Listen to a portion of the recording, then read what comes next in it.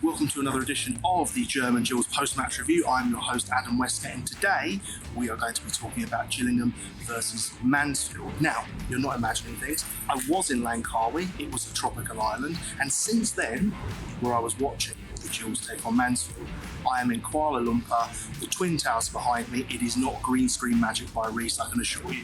So first things first, we're going to get the negatives out of the way, and this was a big one. I spoke about the refereeing decision in my half-time report. I spoke about it kind of in my full-time report. Reece has mentioned it. If Reece would be kind enough to get the rule up that he was posting on Twitter just somewhere on the screen, that would be great. To get it out of the way, I still do believe the referee made a mistake. He was getting his yellow card out. That's clearly visible to see. So in that case, he was already disciplining the player. It shouldn't have begun. The play should not have begun. It should not have been allowed. But moving beyond that, let's talk about the rest of the game. So, Macaulay Bonne, great that he got his first goal. Gills were off to a flyer. And to be honest, up until the Mansfield goal, we were completely in charge. Obviously, the Mansfield goal happened and Gills kind of lost their head a bit. Don't blame them too much, but really they did need to gain their composure back a bit quicker than they did. So first half, all in all, Gills pretty solid, and I will just say that it looked like the most complete performance from the Gills that I'd actually seen, and I'm beginning to think that when a team attacks us a bit more, which most in League 2 won't, because they'll just set up a brick wall, they'll try and get a point, maybe snatch the 3 points when, well, basically they can just sucker punch us. And I understand why Harris is nervous about that. Okay, maybe he's a bit too cautious at times. I think I can see where he's coming from with it, and I generally would rather that and we played safe and got more points than try to go a bit too swashbuckling. But it is what it is. When teams attack us, we can have that balance a bit more. And maybe it's just the team running in, but I thought this was a much more positive performance. So on to the second half, and this is where the result becomes really interesting in my view, because you'd think from the fact that we got, I'm going to say, shafted by that goal, that I'd be saying we deserved to win. Well, I think a draw was actually a fair result. Mansfield had 2 or 3 great chances, probably could have won the game to be fair, but Gillingham had another one, I'd say, in the second half. They actually had a great second chance in the first half.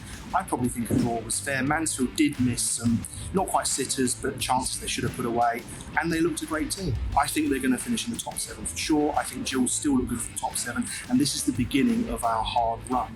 And I was dead chuffed to see Macaulay Bonne score his first goal. We've got to say that in the last few games, after he got his match fitness, his overall play has been really, really good. He's actually won the most headers, I believe, in the Doncaster game. So it's just been getting that goal. And yes, okay, he's had 1 or 2 chances where he looked like a rabbit caught in the headlights. I just saw it as a confidence thing. I thought if he just gets that little bit extra right, which he's clearly shown in the past, and Harris has faith in him, he'll start banging them in. So yes, we're going to Crewe next.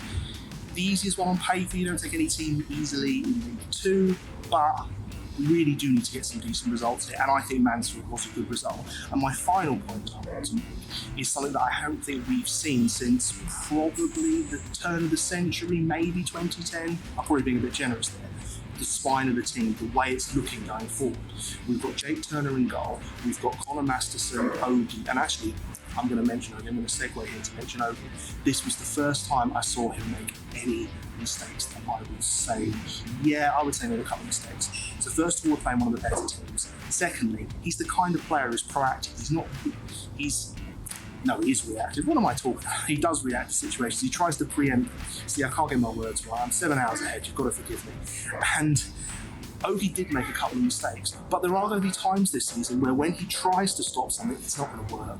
But if he was a complete player, he wouldn't be playing in League 2 with Gillingham. So we have to accept that he can get better. So back to the spine of the team. We've got Ogie and Masterson in the middle.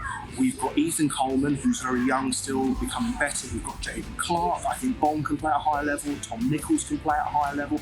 They can do jobs there. And then you're sort of looking throughout the rest of the team and you're going, I can see players that can play 1 level up, maybe 2 levels up. And if they don't, and if they still improve, we can sell them, and we actually have a good recruitment department now.